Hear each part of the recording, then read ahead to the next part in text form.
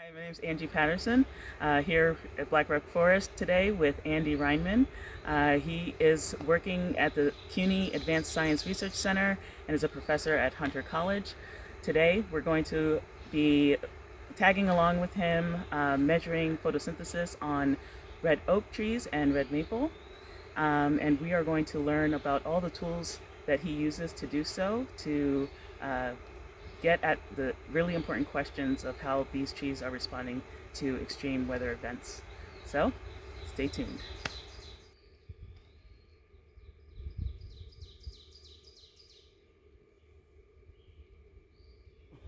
Hi, I'm Andy Reinmann. I'm an assistant professor at the CUNY Advanced Science Research Center in the Environmental Sciences Initiative, and also in the Department of Geography and Environmental Science at Hunter College. And so here we are at Black Rock Forest on the south-facing slope of Mount Misery. This is one of our sites that's part of a broader environmental gradient study where we're looking at how natural gradients in soil moisture might play a role in driving how trees respond to certain environmental stressors and climate in particular. So what we're going to be doing today is we have a handful of red oak trees and red maple trees that are all in the canopy.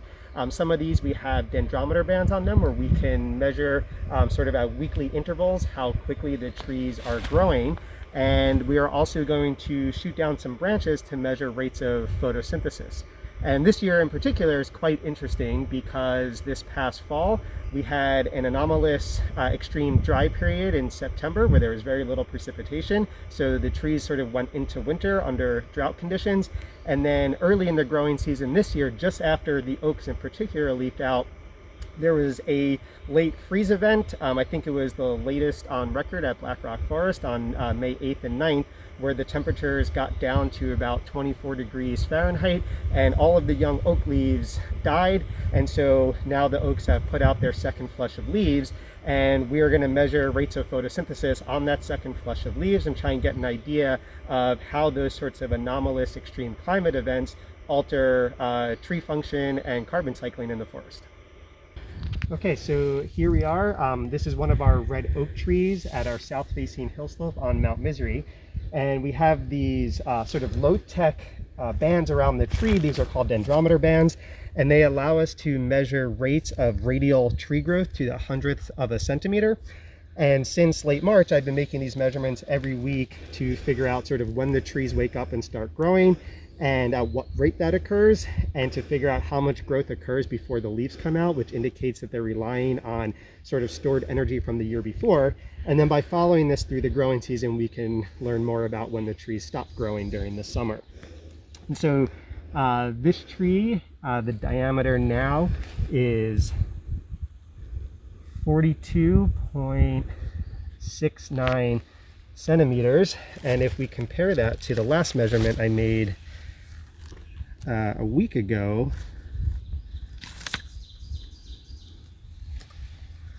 it is the same diameter, which is a little bit surprising because normally the oak trees start growing a few weeks before the leaves come out.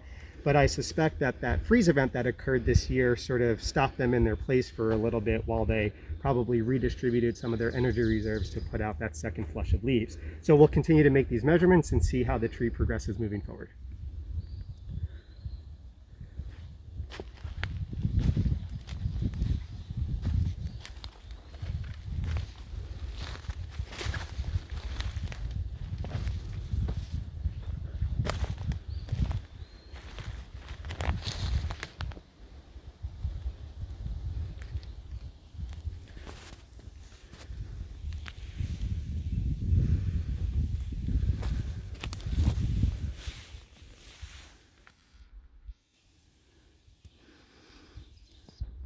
Fire in the hole!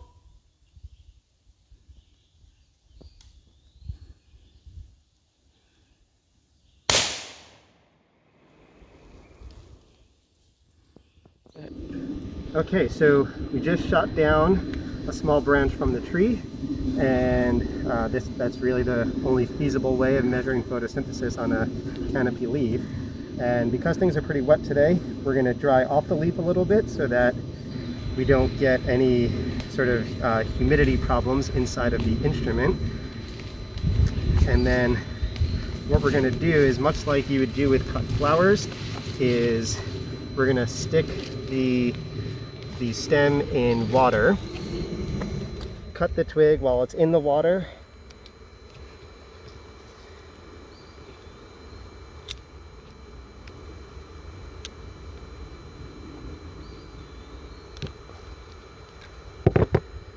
alright, and then come back to the leaf that we dried off.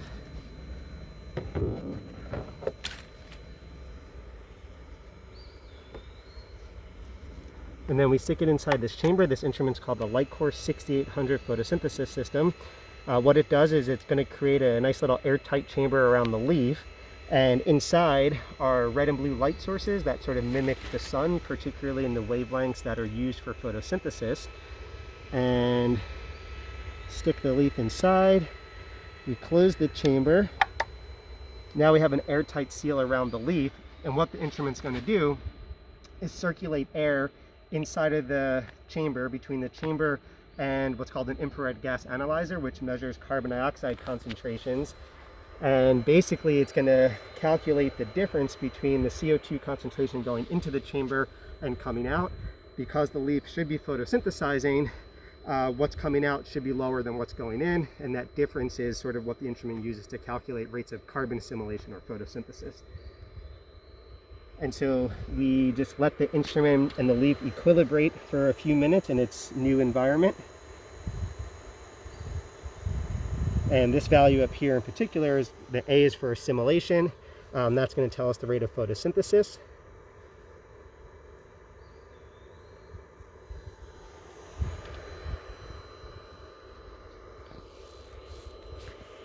And once it equilibrates, we'll set it on a program where it'll automatically log photosynthesis measurements every 15 seconds for 2 minutes.